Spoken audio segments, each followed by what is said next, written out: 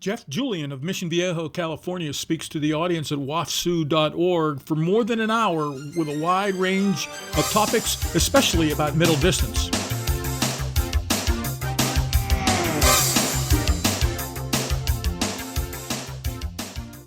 Everybody, welcome and good morning, good evening, and good afternoon from different parts of the countries and the world. I'm giving you the floor now, Coach. Thank you. I'm happy to be here. Yeah, my name's Jeff Julian. I am now the head coach and focused on creating a performance center for the Mission Viejo Nadadores here in California. That focus of creating pros puts me in a little bit different of a position in terms of what I'm thinking about every day. But it was interesting to go over this and have the topic of an effective middle distance program. Now, I'm better at just discussing things, having conversational pieces than I am telling somebody what exactly to do. I think we all have different experiences. And as you go through, and one of the things I dislike about clinics are coaches stand up and just speak to something like it's a set plan. An effective middle distance program, I looked at and go, all right, that's going to be an interesting topic because I think there's so many different ways to be effective in terms of what we do, regardless of that focus. This one is going to be that middle distance, which I tend to think of myself as leaning towards. But even then, I've always done so with more of a quality based behind it. And that's not to say that workload isn't there. And we'll get into kind of some of those details. But I come from a little bit different perspective. I come from a club perspective in the U.S. for the large majority of my career. And in a club environment, you're not just recruiting top athletes to come in, you're developing what's in front of you. And I'm assuming that the people here are doing that. You have to take what's in front of you and develop something. If I was to just give you this top-end program of what we can do in the States, I don't think that fits for everybody. I don't even think I could do it in the States, right?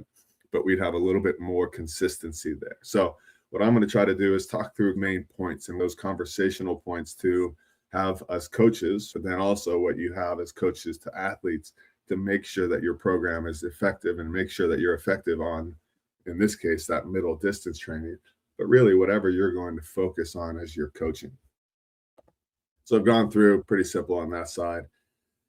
Wanted to start understanding and build from the basics first. I believe this is always the case. And if there's anything that I'm worried about in terms of the US coaching, I'm afraid that some of our coaches lost this. It's no attack on anything. What we got into on the top end, so college level and above, is coaches or athletes, I should say, in their athletic career and then go right into coaching, but go into coaching at that college level because they understand the training, they're connected there, they're aged right to bring some energy there. I understand the reasons why. The head coaches can use them as that energy, right? And that connection with the athletes. What they're missing, though, is they've lost the ability to fully develop an athlete, in my opinion, some of those coaches, right? And unless you purposely pay attention to it, then you really only understand how to train an athlete, which is entirely different. Understand and build from basics first. Simple math for me. I know there's some other resistance things that go into mind, but the more power we can create, so stroke counts is the easiest way to mimic that, right? But how many strokes does it take for us to get how much power we're creating to move the body forward? And then it's actually multiplied, but take that tempo wise, so how fast we can get those strokes going. So this connected powerful strokes into how fast we can get those arm rates going will determine how fast we can be. As we go through that, there's pieces that are going to fall apart, and I'll get into some of those pretty soon here. Details matter to create habits. It seems simple, right? But in terms of what we do, in terms of anything that you're creating that's going to be effective for the athletes, I'm not just making them fast at the time, but effectively growing and developing that athlete, those details are going to be what it's about. And the more that we avoid doing those because people don't listen, we're not serving the athlete well. So again, and I believe this to be the full gamut. When they're younger or more developmental and just understanding, this is a repetitive job. You have to say the same thing and be willing to say it over and over and over again. As they get older, you can't quite do that the same way, but you have to still find a way to kind of deliver those details. Always keep in mind the need for training and technical work. And this is where sometimes people get in trouble because the training is needed, right? So we're talking about middle distance. And in my mind, middle distance is the toughest races because it's that extended sprint, but it also goes into that ongoing race. So it's got a little bit of both in there to where that middle distance, that's why I like coming from that standpoint. No matter what our philosophy is, no matter how we're going to get work done, if we come from that standpoint, we're extending that sprint. So we're trying to max out how fast we can go for how long. But then we're also needing to be able to hold that for a bit of time. So I love coming from that middle distance and going up or down from that standpoint. But what I meant by the technical and training aspect is you have to understand that unless we're purposely addressing that technical side of things, then we're leaving it up to chance. And if you're in a situation where you don't have a full pool time, when you think you just have to rush through that pool time to make sure that you get enough training in, that's where you kind of lose that. I'll talk about it a little bit later. One of the benefits of just volume, right? So if you look at philosophies, too often they're dismissed as either volume or quality work or sprint work or speed work, whatever you want to call it. Really, we want to find the best combination. And that's where our top coaches are. I don't know how much people heard. I just came back from Australia, getting our group to train with Dean Boxall down there and his group, and learning a lot still myself in this process. But in doing so, the work has to be there, but the details and attention to the technical side of things is what's going to make the difference. So then if you are tight on pool time, or if you have somebody that's not coming as often as you'd like them to show that developmental steps within that swimmer, and you only focus on that volume piece, it's not consistent enough to benefit from it. And in my mind, so when you come to the States, we'll see an athlete and they either can focus on those details, and then they'll develop their stroke, they'll take those steps, and they don't need yardage necessarily or volume for that sake. Training wise, it's different. I'm just talking technique. Or you can have that athlete that doesn't pay attention as much, that just kind of go through the motions, and that volume not only will train the training side of it, but it'll actually teach their technique, right? Because very few people are just going to go through that volume without playing with how they're going to be better. They have to do intervals. The faster they go, the more rest they're going to get on those intervals. By nature of that, if they can do it consistently, they're going to develop their own stroke. Now, there's two things that works very well. If you have the time and they're just going to be doing it and they're consistent enough to it, they can develop strokes pretty well that way. The problem is, it's also why when those athletes then take a week out. So this is kind of some of that old school thinking in terms of coaches and training. If they're out for a week, if they're out for 2 weeks, they lose it all. Sometimes that's actually true. We try to dismiss it as the physical side, but in terms of what I was just talking about, what you're losing is that feel. So just by the nature of not connected mentally, but by the nature of swimming the volume that they're swimming and staying connected and trying to make intervals and do that, they're naturally just changing their hand a bit. They're naturally finding better ways to be connected to the water, to make the intervals and to swim that far and to be a little bit more efficient. There's a natural tendency to do that. The problem is they're doing it without thinking. So then when they do take that break, those little tweaks are gone. So that technical change that they've made can be easily lost just as quick. That's where that technical aspect from what we're doing as a coach has to be there somewhere in terms of what you're doing. That's not to say volume versus speed. That's not to say it's different. I'm saying technical has to be there regardless of which side we're going on. Taking that to the next, and this is that general stroke building and the technical piece of it. This is a little bit of what I was just talking about. If you look on the top piece, this is what you're trying to build, right? One of the most difficult things in swimming to me is we're trying to create this power and connection in an unstable environment. In the water, we're trying to put force on that water to move our body forward. And in order to do that, we need to make sure that we can have that core and that balance. So we need to create a foundation in, again, an unstable environment. And in order to do that, that's where the core and balance comes. Core, stomach, back, everything in there to hold that line and keep us connected. Balance being, it's going to be everything. It's going to be how our breathing goes, how our arm strokes goes, how we can take advantage of momentum to keep balance as well. But it's all going to build on each other. So as you go through what you're developing as an effective program, it has to build through this. Otherwise, developmental swimming, what we see a lot is you have effort to tempo equals speed, right? So if I try harder, if I spin my arms faster, I will actually be faster.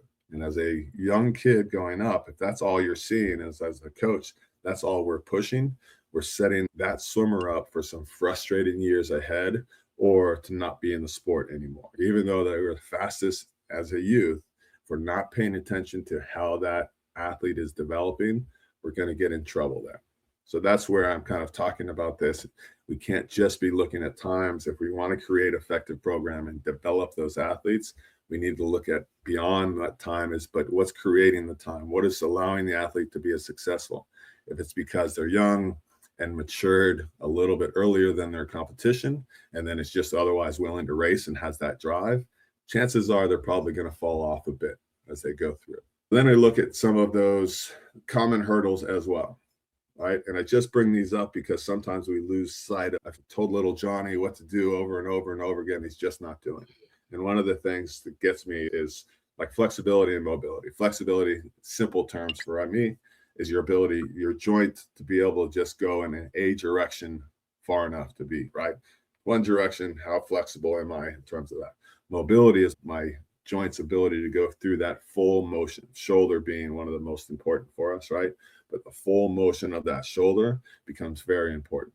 I've had coaches, and this took us a while to see, but I've had coaches going, I can't get them to streamline. I'm on them all the time. I'm over and over on them, and they won't go farther than this, right?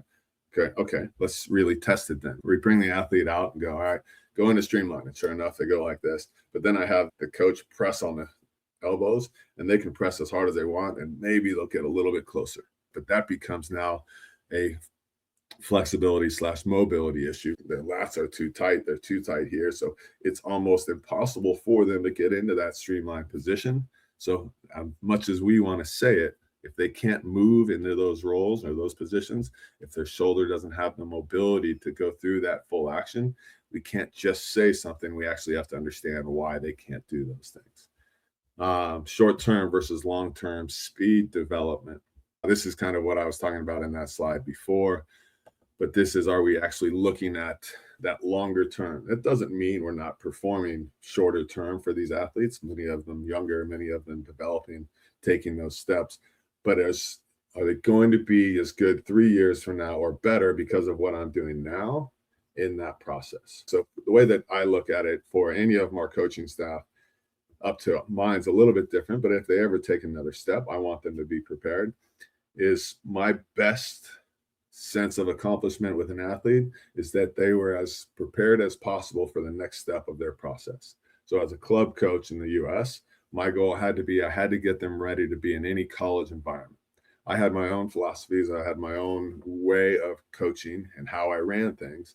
But in the end, I needed them to understand hard work. I needed them to understand commitment so that they could go into any environment. If they wanted to go to a school that was going to throw more volume at them, awesome. They could do that. All they had to do is switch in their head going, all right, I'm going to go longer in practices, but this is the school I want to be. This is the team I love. Everything else fell in line. If I was taking away an opportunity only because my philosophy and it's the only way to do things, then I'm taking away from them rather than giving them an opportunity there. So looking at that kind of short-term development of speed, meaning am I chasing just that next meet? Can I make them a little bit faster just by giving them a little bit more in training and then they're faster, but I don't have any other steps beyond that? Or am I looking at this longer term development and making sure that the work I do now is going to pay off for years ahead? Focus on the details consistently. We know the swimmers have a difficulty of it. I don't know how it is around the world. I know it is for us. Phones, social media has made focus on details that much harder. You have to gamify it. You have to make this fun. To me, that's what this coaching is, though. It's being able to see that bigger picture. It's why I love the process type approach to coaching or even just sport in general. It's because you get to look at this big puzzle and see the pieces that can best fit, see how I can change some pieces, maybe take one out and put a different one in as you continue to learn as a coach, and not just from a speech, but hopefully this speech gives you things to think about at home going, oh, you know what? I can probably do this piece a little bit differently and tweak this and get a lot more out of it. That's the goal, I think, of these things is how do you take these ideas and bring them back to your environment and get the most out of your environment? Learning versus structured, or learning structured versus free form. What I mean by this isn't scientific side of it, but it's just we often do the learning structured side, very specific, do the high elbow, fingers down to the bottom, one eye in the water when you're breathing, whatever those cues are, but it's very specific, it's structured, it's telling somebody what to do.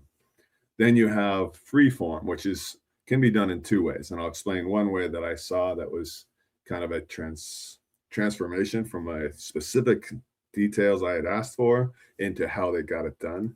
But really, the free form piece of learning also comes down to that volume based and that swimmer that's learning how to find that catch just a little bit better because they want to make the interval, because they want to go through it, but they're doing it themselves. And if we can connect that to do it on purpose versus just doing it and finding that and going better, but they can get a feel, then that volume based swimmer is also benefiting from those small technical changes and can bring it back again later.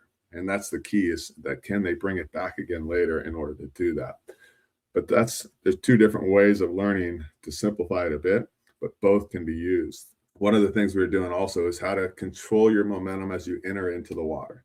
And what I was hoping for is they were going to sit on the side of the pool. They had a physio ball, so this big blown up ball. And I wanted them to just kind of roll over it. And as they were entering, use the ball to push themselves forward with their legs. So they had that arch in, and then they extended and they used that momentum to come forward. Sitting was working okay, but they were losing the ball a lot. So they kind of they understood what I was trying to get out of it. They morphed it themselves to where we had this step and they would jump over. And by the end, it was different than what I had asked for, but it was perfect in terms of what I needed from it. And allowing it to get to that point, allowing some free form of their ideas. If the swimmer can get a hold of what they're trying to do, let them play with it a little bit in those situations. And more than likely, they're going to find good ways to manage those things and get into that. Last piece here, just to go over some of those hurdles. I'm sure you guys look at it because we do as well. Pool space, long course versus short course. When you talk about middle distance, effective middle distance, oftentimes we get too focused on those things we don't have. Oh, I don't have long course training, or I don't have this equipment. Sometimes we don't see it. And complacency, it's viewed as bad, but complacency in my mind is just doing the same thing over and over again and expecting a different result. It's definition of insanity as well. But it's not that you're doing less. You can be the best team in the world. You can be pushing and have the best results in the world.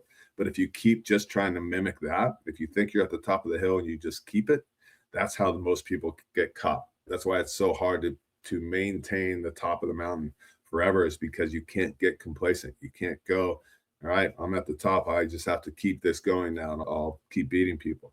Got to keep chasing something. And if a coach isn't doing that in terms of an athlete, because we dismissed them as, I've been working on them for that for years, we just kind of gave up on it, we lose that ability to change it. Because we all know that one swimmer can just click, but it may take time and it may take consistency to do that.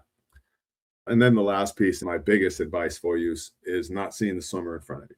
The swimmer that's there, the environment that's there, and what can I do with this picture to go forward? Because we can all paint that picture ahead of what an athlete can achieve. But the biggest piece that I think you need to focus on is, what's the next step? What are the next steps for this athlete? And by these next steps, how am I preparing them to take these steps going forward? How quickly they get through those is going to be on the plan, and how excited they are and all of those types of deals. But figuring out where you are, what you have in front of you, and then deciding what those next steps are the biggest pieces to me.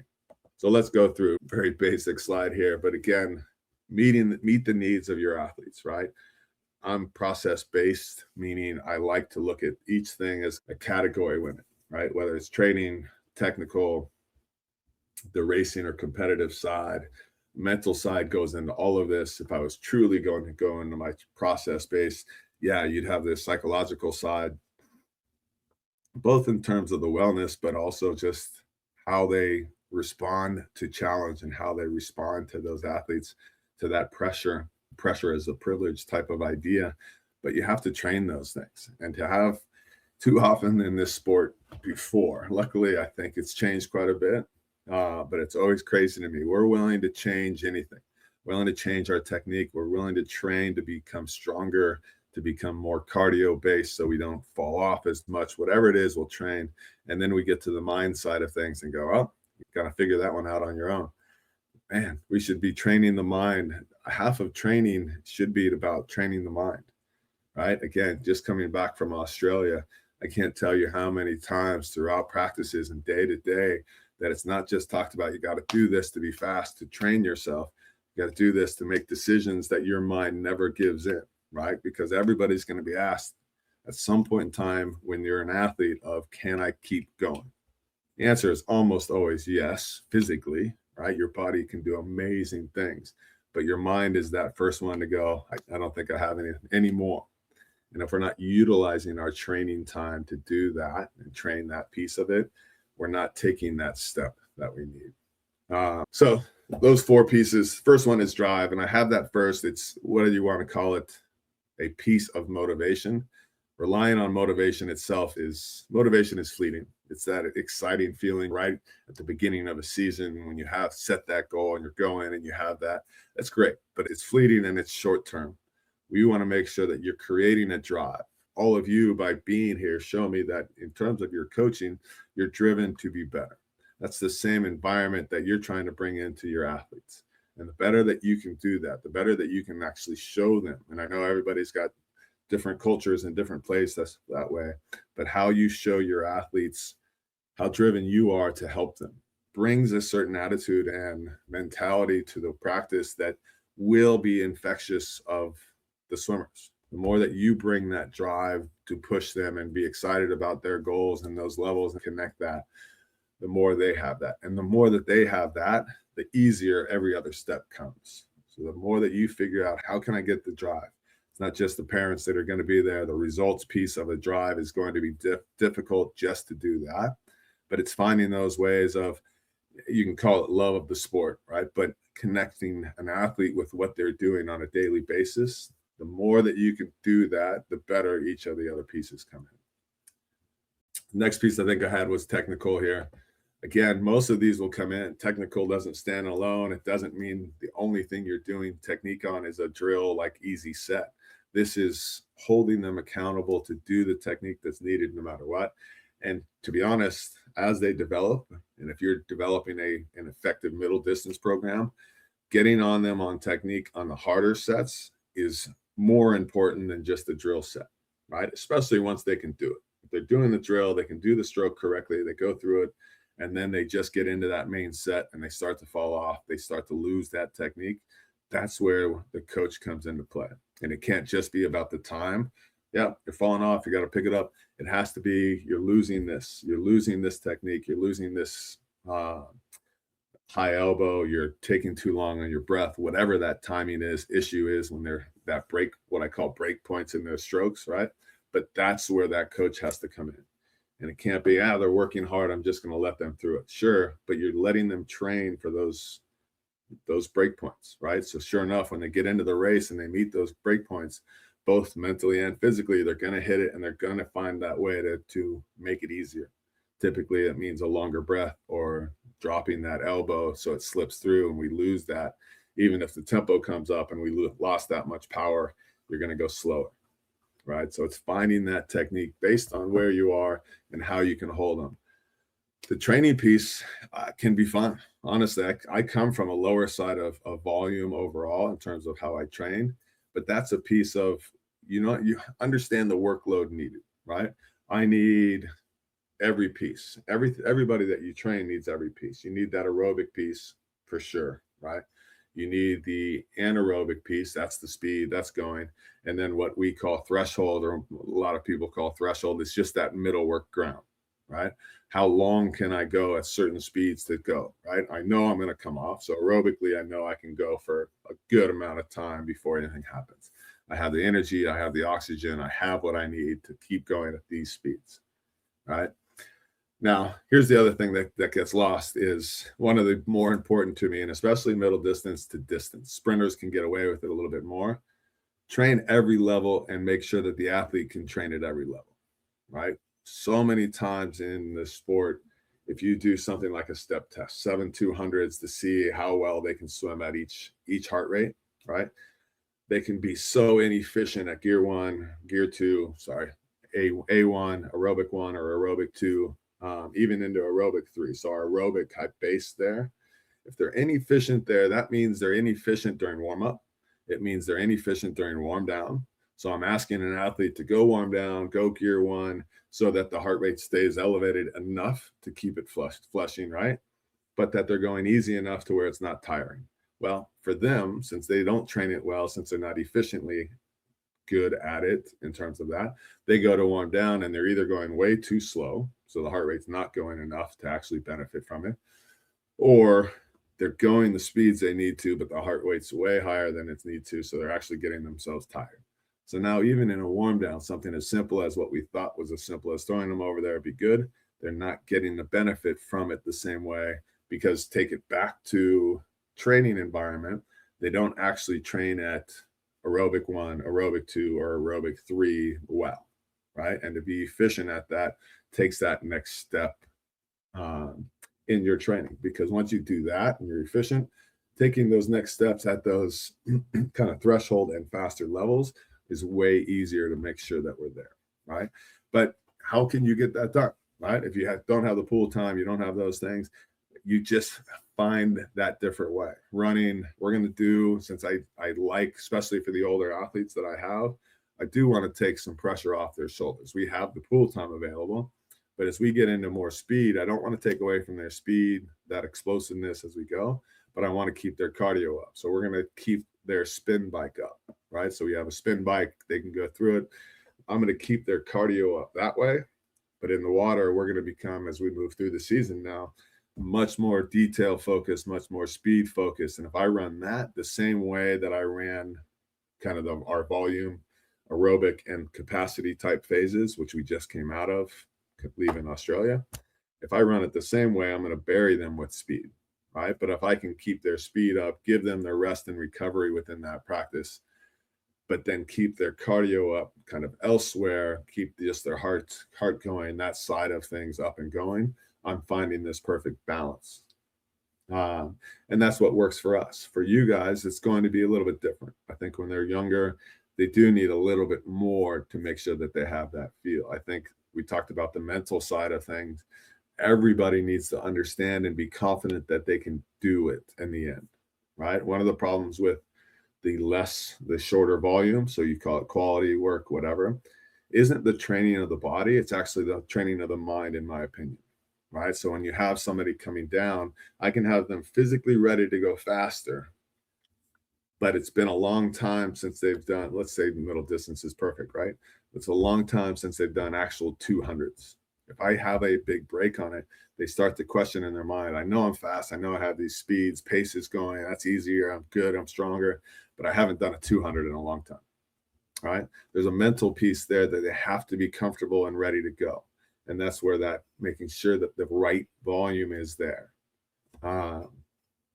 Otherwise, physically training, all of those things, you have huge options there, depending on what you have in front of you. You have the pool space, want to go volume, do it, right? But do it with detail, do it with focus and attention to what you're trying to get out of it, right?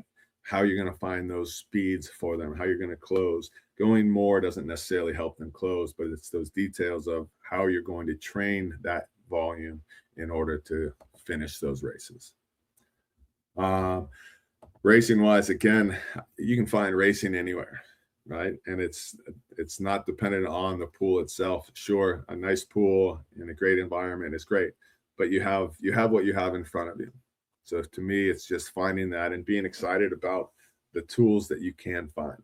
Don't look for the perfect plan. Don't look for that perfect setup in terms of an effective program, but look at those pieces that you can kind of take those next steps in.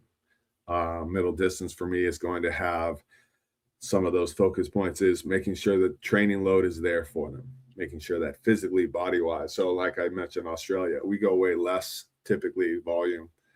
But when the athletes went into that environment, they were ready for it. The idea of hard work is there. The idea that the body's there. And mentally, they knew it was going to be tough. So they went in mentally prepared. So everything was there based on how we prepare, right? So they can do different pieces and you can utilize those things differently at different times. but just have a plan for it is the whole piece, right? Have a plan of how you're going to utilize it. When do you have to go? I don't have the pool time to do this big, so we're going to have to go into adding some big runs and some big bikes and some big whatever you have. We're going to do hill climbs if you have a hill next to it. You're going to do beach runs if you have a beach next to you. Whatever those ways are that you can get that cardio system up and tested, do it, right? It needs to be tested. It needs to be pushed. You need to grow that capacity. And if you don't have the pool space to do it, okay, then we just figure out how to do it a different way. Trying to see what the last piece is kind of that simple way, but it's that idea of, we have a mantra over here, is how you do anything is how you do everything. And I'll tell you, the details will matter most, right? And sometimes it's by default of the athlete that we allow them to just be that coachable athlete and to follow those details and do it. In the end, from a coach perspective, how many athletes can you get to follow the details is the bigger question. It's not whether when they follow it that they'd be successful. I would hope so, right? We're all good enough coaches that if we can have an athlete really be coachable and follow us, that we can take that next step forward. It's more a question of going back to kind of finding that drive and instilling that drive. How many of those athletes can we get to listen to us? Not just the first time, the second time, but maybe the 100th time down the road.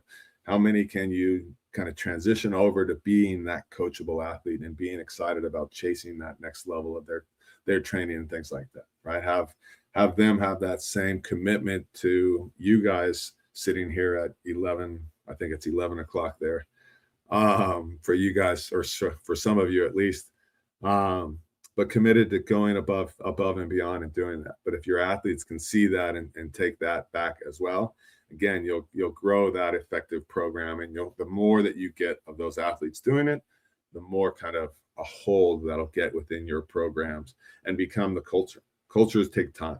A lot of people throw the word culture out in terms of a training environment. That takes time. You can control the environment right away. Culture is when you start to control the environment enough to where the people coming up see the expectations. So then you can remind them of those expectations, but build on those things and kind of build the developmental pathways within your own programs that way, because they see the needs before they're actually even in your groups. So sorry, that was my going over the effective program. I was a little bit rushed this week. I traveled and then got sick this week, so ran out of time a little bit to set that up better. But I do like to discuss more ideas like that than just lay out exact plans. I don't think that's the best way for coaches to learn. I think it's better to just kind of hear the ideas and process them for your environment's best. So hopefully, appreciate you guys spending this time with me, whether it's this evening or mornings for you guys. But I appreciate it. I hope this helps you. And I'm here if you guys have any questions. Question or two. So, Coach, with the pro group, how many interactions do you have with the age groupers or the younger kids or the junior swimmers? And did you see some of that happening over in Australia too, as far as modeling and just mentoring the younger kids? Absolutely. So in my group at Mission, we purposely did it, right? My goal was, one, sustainability, right? Is how much can it give back as well? So it's not just the athletes being there. So there we have kind of a combination specifically for us is we gave them each an opportunity to work their fees off. So their fees are relatively high because they get a lot from it. But then they have the ability to work that off each month by coaching groups, by coming in and working with our coaches and coaching directly with those kids and things like that. So there's that piece that goes monthly, weekly, really. They're in and coaching with different groups. We've tried to get them involved as well, going to meets and being a part of meets that way and helping just be mentors. And then they'll also do clinics, so a little bit more specific to both supporting them, but giving those swimmers an opportunity to work directly in a smaller group environment with those athletes as well. Then the nice thing for us is we finish practice right before the afternoon. So there's some time there that we can get them to interact with different groups and come in and just say a few words. If a coach has like a lesson or something that they're trying to teach their group coming off of a meet or something like that, they'll take some time and have athletes come in and speak to groups. Down in Australia, they don't have quite the same exact setup because they're funded by different organizations quite easily. But they absolutely are involved. The senior swimmers are finishing there most often right before they're getting in. There's a lot of interaction down there. There's sometimes pulling those senior groups up to senior swimmers up to put them in with those pros, just to give them that extra little taste of it, right? So then all the other high school swimmers get to see that, and they're chasing that invitation there. The age group swimmers are coming in, and I see Dean talking to high school and even some of the younger ones, high school mainly in terms of that. But all of the other coaches know each other and are interacting and having conversations, not just in terms of them learning, but also about those athletes in the water. Yeah, the best programs I see are very tied together that way. That same idea, the more that they can see those athletes ahead, you change that mentality of somebody. It's like, well, I can do that, right? That can be me as well, versus oftentimes if they're disassociated too much, it's too easy to do that. It's like, oh, that's just so-and-so. They're just a top level athlete. When it's all combined, when it's one team and it just looks like that next step, that's where you can get some of those youngers to start believing even earlier than they might have otherwise. Could you talk a little bit about your staff at Mission? Who else is there? A little bit about career and how it all blends together in the coaching life? At Mission, so we are one of the larger teams. We're not the largest, partly because we've made a decision that it's such a big name that we wanted to keep the Mission and what we call the MAC, but the Marguerite Aquatic Center, as home to everybody. We wanted all the Matadors to kind of have that same home. So we're all based there. So we do have a lot of full-time career coaches. There's myself and my wife who came with me from Rose Bowl before this. But she was a gold medalist swimmer as well. Christine Quantz is her maiden name. But she's been there. She's been a career coach and many time ASCA Age Group Coach of the Year when she was helping us develop up that way. Now she's helping both me on the pro side of things because she's bringing her international experience and journey through the sport. But then she also is kind of assisting on the senior side and giving back. That's kind of my role. On the club side has grown throughout the years. The first year I was here, I was just brought in to do the pro side and develop what we term more of a performance center for these athletes. From there, it was just realized that I needed to be a little bit more involved for my expertise of running a club and building a club up for 20 years. But from there, we have, what do we have? I think we have about 16 staff. About 10 are full times, about 6 aren't. And there'll be a progressing path, right? And we want to develop them up, or if they're going to take that next step, that's great too. But that's part of our goal in terms of our leadership team. So within the leadership team, I put myself as the head. We have our head senior coach and our head age group coach. So things are dispersed a little bit more than the normal. And then we also have a operations strategic person, right? So that person is Sarah Dawson. She's been in coaching for over 20 years as well, with great experience that way. We have our age group coach who has been from North Carolina to California to here at high levels going through. And then we have I had senior guy who's a little bit younger, but had worked with me in the past. And he comes from the strength side. So he's been really important to integrate our strength side, meaning even the activation stuff. And before we get in what we do, that piece is a big one for me as a coach and what we do developing up. Your warm-up is way easier done on land than it is in the water. We talked about that unstable environment, things like that. You can warm the body up way easier on land. So all you really need then in the water is to connect strokes. That's the warm-up piece in the water. And then you can move forward, right? So we found consistency through that. And same idea, tying the program together. Those little 10 and unders are doing some of the same exercises as our pros. right? Those are the basic exercises, but they're doing the same ones, right? And when they get to see that and go, oh, I do that exercise as well, it ties them together. They see that roadmap a little bit easier in those steps, and they start to buy into that process a bit more. So I got a little tangent on that one, but Well, that's fabulous. So then one last question from me. What's next in the weeks and months to come for your pro group? What are you looking forward to, and what are the challenges you're facing? it's so this year is interesting because it's kind of that mid-year in the Olympic cycle goes into more of those regional competitions. So like the US, we don't even have a trials this year. So there's nothing in that June, early summer type frame, which is great. So we're moving into what we had as our aerobic into kind of capacity topper phase of the end of the year into our time in Australia. Now we move and plan our racing phase from here. So we get into a little bit more racing. We'll go to the Pro Series meets that way. We're going to go to, well, we're setting up to go to Mare Nostrum. Mare Nostrum normally hits, it's in Europe. It's a 3-meet series in May, but it normally hits so close to any trial meet that we have that we can never go. This will give us an opportunity to race some different competition, race those events 3 times in a row within about a 10-day period, which I really like that racing. It's what I love about World Cups in the fall, is that ability to kind of build off of each meet, get a little bit faster in that racing, and then come off, reset, but have all of that racing experience one after the other has been really beneficial for us.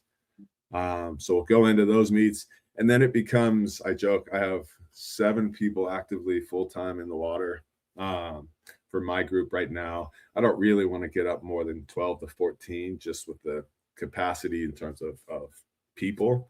But of those 7 people right now, we have 6 different pathways, right? Because they're international, they're from Mexico or Puerto Rico or Antigua, and going to all different meets. But it's fun, right? We just have to figure out the timing and where it all goes.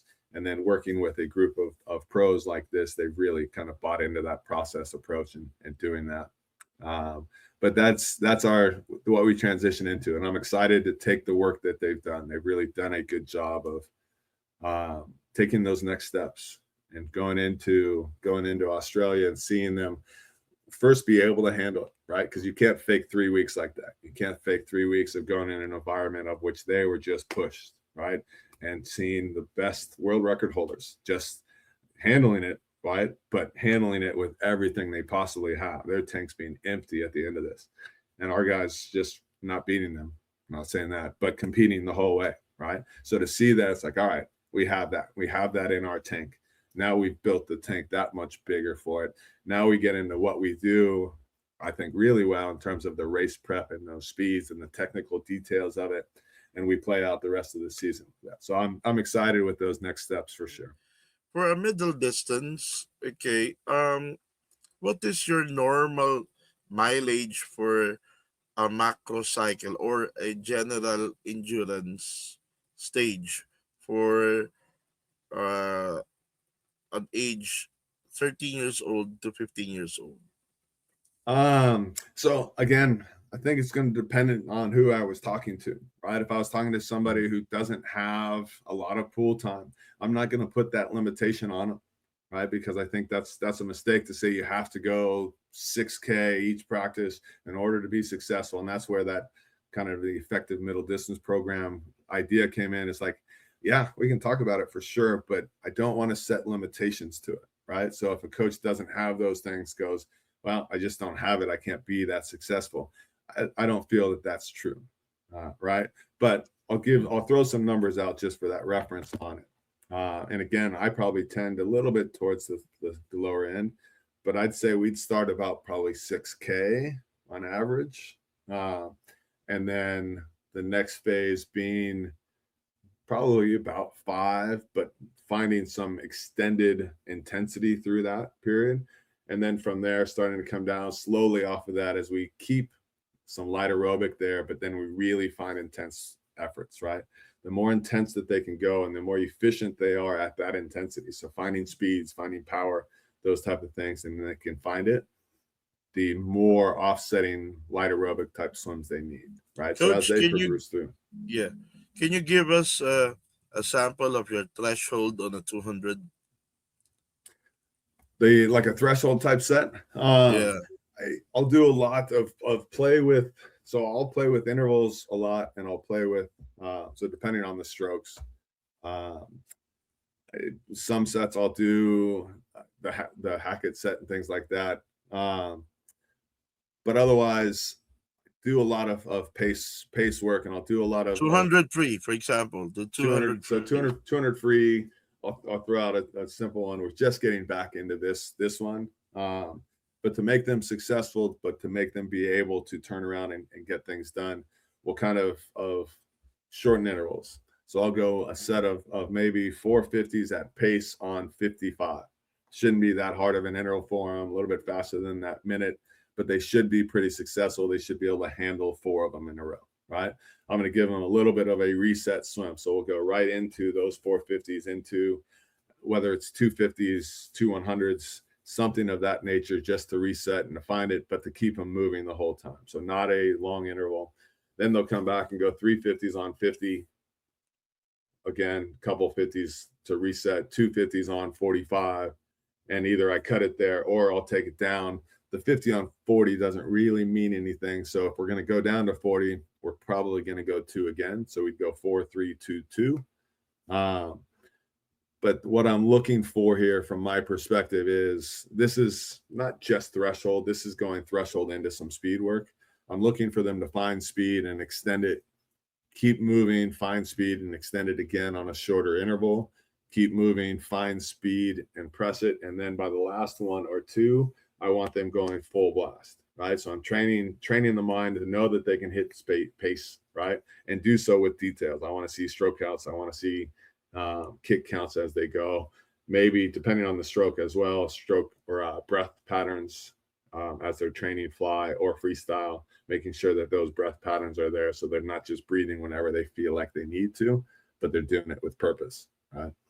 On the end of those 50s would become less breathing for sure. I want them comfortable getting their head down when they're tired on the end. The best time to breathe is at the beginning of the race. The best time to get your head down as much as you can is at the end of the race. And if they can train with those same details, they're going to benefit from it. So as you go through a set like this, it's going to sound a bit easier. And as they challenge themselves, they're going to push through, right?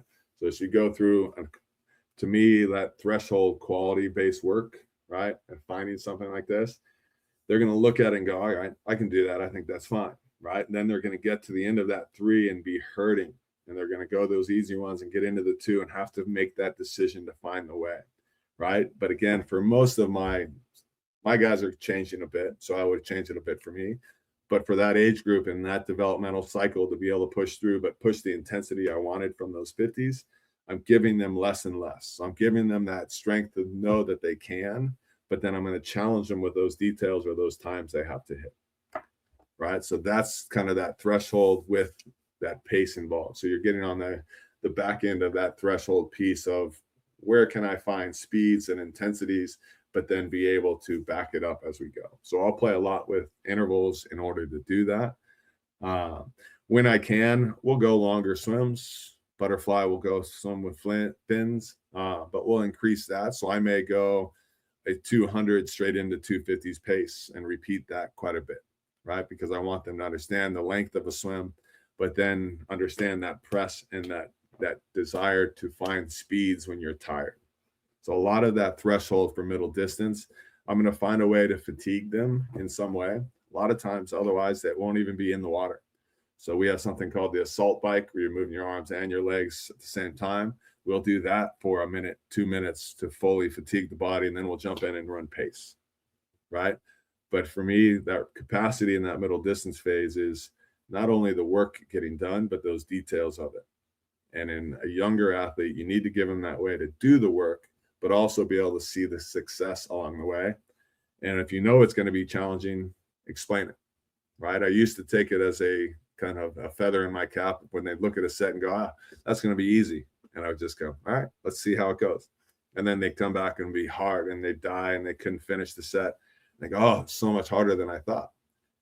go, yeah, you just have to be prepared for it. What I didn't realize as a young coach at the time, though, is I was failing them, right? Mentally, they were looking at something they thought they could succeed in, and then they'd just be beat up on it. And that was the expectation on my side, but not in their heads. So then they thought they could succeed and fail. And if I do that too often, I'm not setting up a confidence there. So I have to be aware as a coach of what am I trying to set up for them. There's times for them to fail. There's times for them to not be able to succeed, but it has to be purposeful times. Then there has to be times where you may fail, but you have an opportunity. So what I described as those 50s of descending order or descending number, but also descending intervals, that set is set up so that they can succeed, but they're going to be challenged on it, right? By the time they get to, if they did 2 on 40, that probably going to be tough to be able to turn around, hit pace again, and find that way home, right? But it's also going to show them exactly where they need to be. What were my break points? Where was my breathing falling off? Where did my stroke fall off? Where was I just too tired to get around? Or where was I trying too hard to get around, right? Sometimes it's not how tired you are. It's how you go into just swimming tight and trying to force everything when we're tired. That's the worst time for us to try to force everything. To me, and I haven't mentioned this, but you guys here, it sounds like you know each other, or at least some of you do.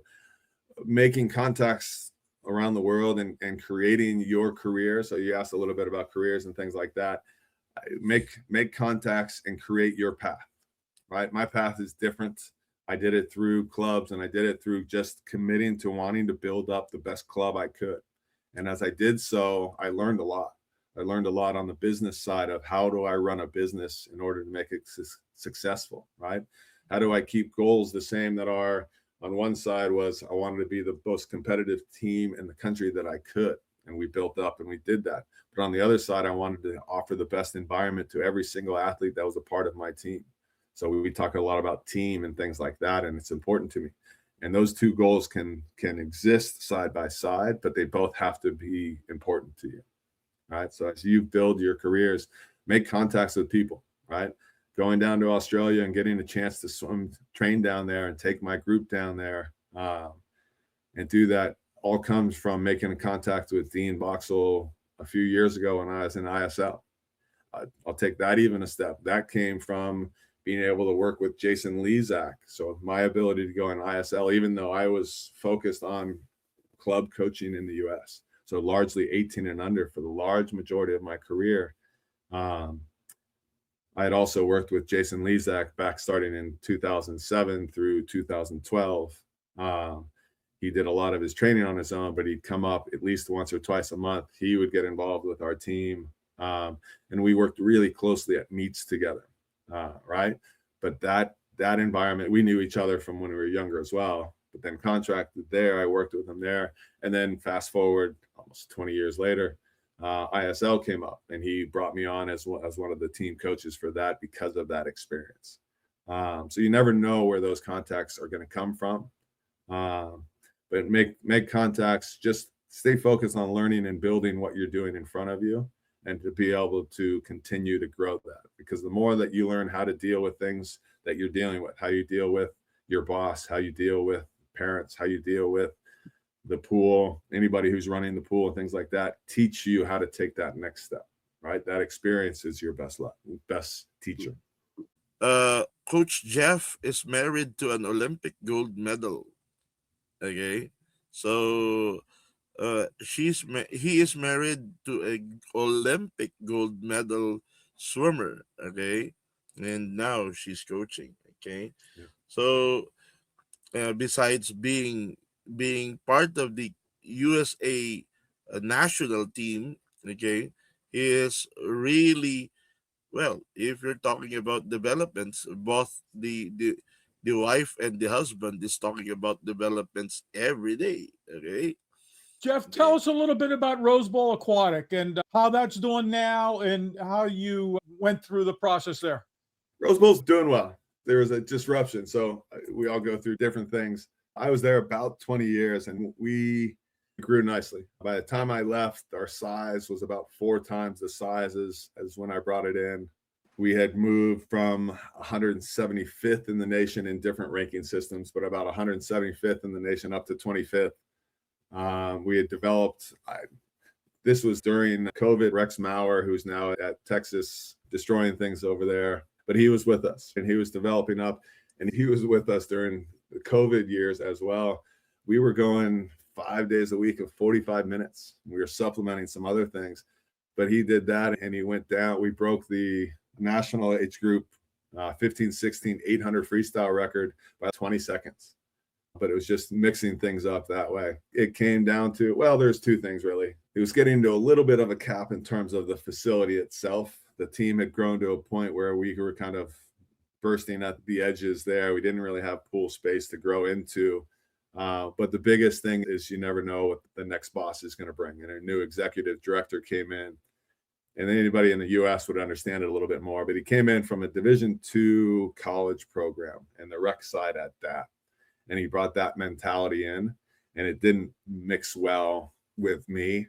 So in the end, I decided I was going to leave before, and then this opportunity came up, and it was exactly what I wanted to get into. I had worked in the ISL. I had been in college coaching, of which I love in general, that team and mentality. But this was exactly what I'd love to get into. And I wanted to try to build our sport beyond our college years. I think it's a miss for us as a sport to be such a young sport, because I don't understand the reason behind it. If somebody can really tell me the reason we're behind, that we can't take advantage of our physiologically growth and be strongest at our late 20s or early 30s, we can see it. We see some athletes do it, but I think there can be more. So I'm excited to be able to do that and get people. Half my group right now is planning to retire in 2024, but saw the benefits and see the chase and see something new. So it's fun to kind of build that side of things.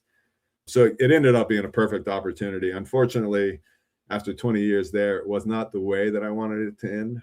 It came down to three things that I've realized now are important to me in any role, because I'm going to give everything I have to the role. Is I have to feel supported, I have to feel appreciated, and I have to feel respected. And by the time that new boss there, which he didn't last more than 6 months past when I left, by the time he got there, I didn't feel any of those three.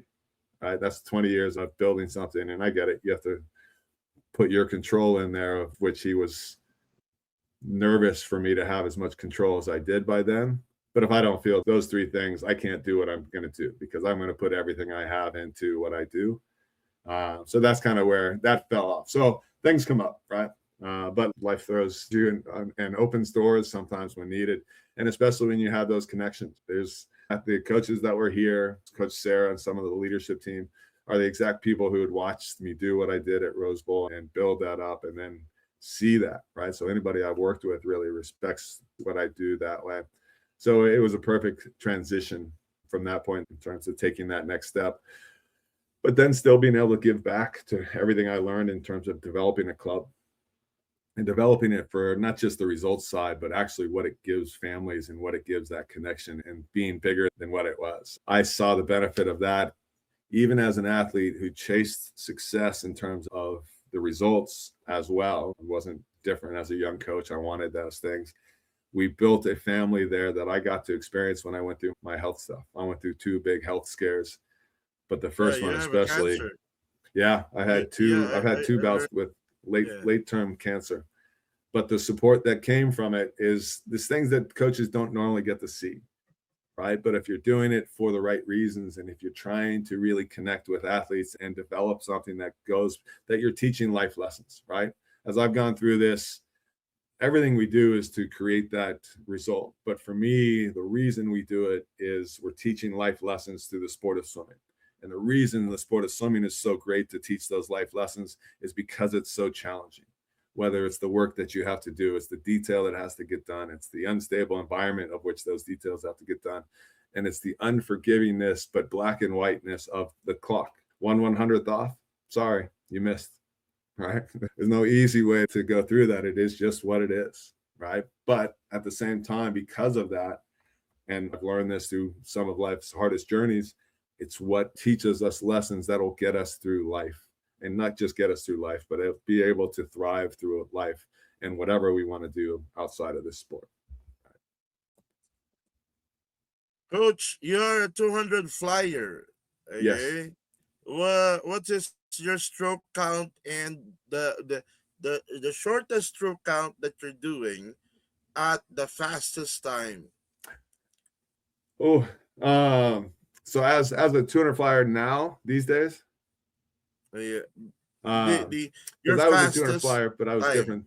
different back in the Uh-huh. day. Yeah. So what do I have? So on the male side, I have a 154 low 200 flyer, trying to get down into definitely 153s, but trying to go 152 more type. He's been playing with trying to stay under 20 strokes per, and trying to stay at 29 lows throughout it. So that's his kind of pace type work. Mhm. But making sure that as we challenge that, especially butterflyers, right? So if we challenge that set butterfly, it's going to be hit way different than freestyle, right? But if I challenge them on that, make them go through that, I'm looking at those last 50s is, can we still be under 19 strokes? And can we still be at that 29 low? Definitely under 30, but pace training and training, you get a little extra. So can we be at that 29 low or faster as we go through it? Wow. That's on the male. Yeah, you're doing 19 or 20 strokes at 28 seconds. Yeah. That's Yeah. the goal. And he's been able to do it pretty well. Okay. We trained, this was actually before going over Australia. That also happens to be my son, Trenton. He went up to altitude with Dean and that group at Flagstaff for 3 weeks, came back. We had our good fall block.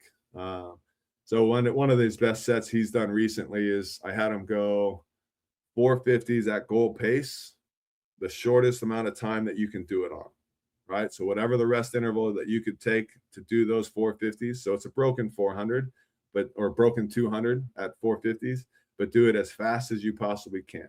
So what he did on that is he went 152 high. So I think he's 152.7, and he did it in 2 minutes and 13 seconds. Ooh.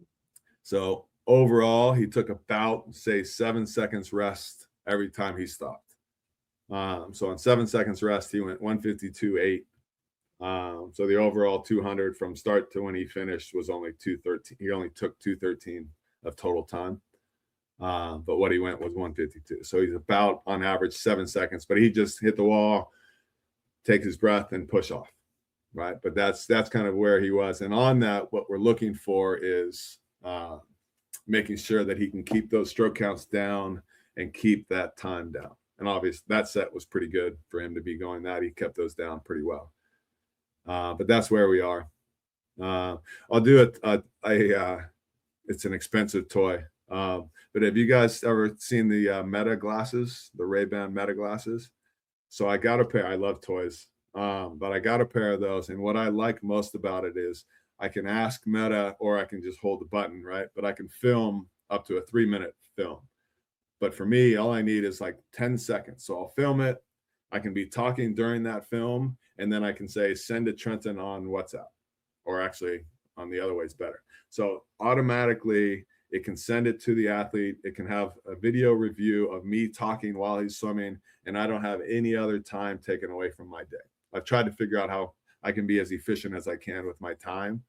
So in terms of video review, it's been a game changer. It's an expensive game changer right now. But it's nice because I can, even if I don't have hands and I'm timing, I can go, hey, Meta, film this for me. And it'll start filming exactly what I'm looking at, right? And then I'll say stop and then send it to whoever. And then it sends it right away. And that's it. I don't have to do anything more with it until the athlete looks at it and gets back to me on it. So been a cool tool that way. That's my favorite part of those classes. Coach, what's your best time on that 153 or 154? What's your best time on the 100 fly? So his is 51.1. 51.1. And your 50 fly? Not as good. I want to say 24 low. Not much different than going out in the 100. 23 high maybe. Okay. But pretty much the same as going out. Yeah, because we're coming from 200 down, the 50 isn't quite the same. We'll do it as practice to open up that 100, but really more focused 100 and 200 there. But you are what? 6'1"?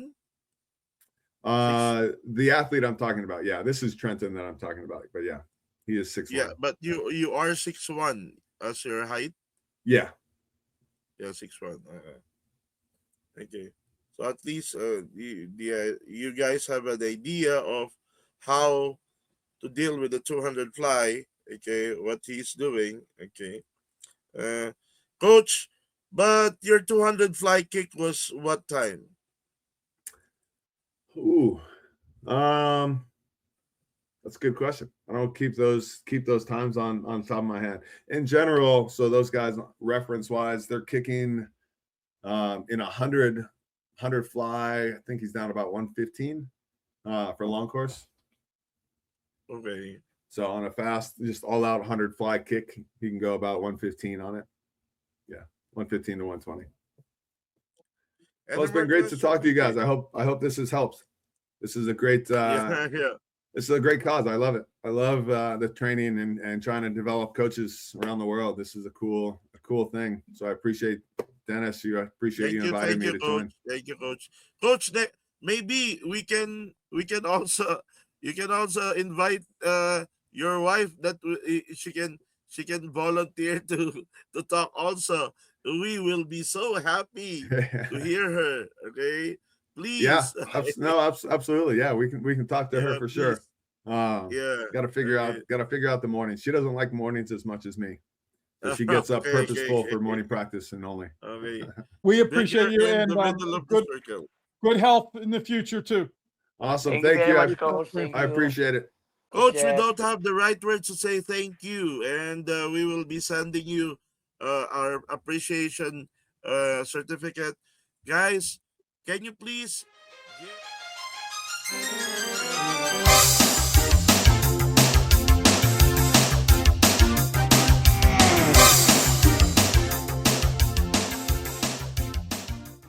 If you've watched this entire presentation, congratulations, and we want to invite you to return to wafsu.org and see the wonderful lineup of past presentations as well as the future presentations and present ones. So I would love for you to show up on Saturday mornings, Eastern Time, or in the Philippines, it's Saturday night, where we have about 100 or 200 presentations every year.